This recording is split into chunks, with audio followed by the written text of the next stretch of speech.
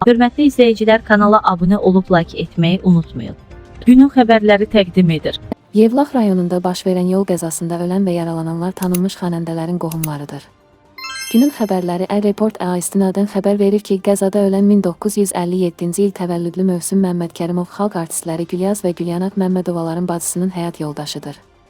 Məlumata görə, hadisə zamanı yaralanan Əli və Mahal Məmmədkərimovlar Mövsüm Məmmədkərimovun övladlarıdır. Daha əvvəllər həkim kimi çalışan Mövsüm Məmmədkərimov Avromed şirkətinin Mingəçevir filialının müdiri vəzifəsində işləyib. Gülyaz Məmmədova məlumatı təsdiqləyib. Lakin o, hadisə barədə daha ətraflı məlumatı olmadığından açıqlama vermək istəmədiyini bildirib.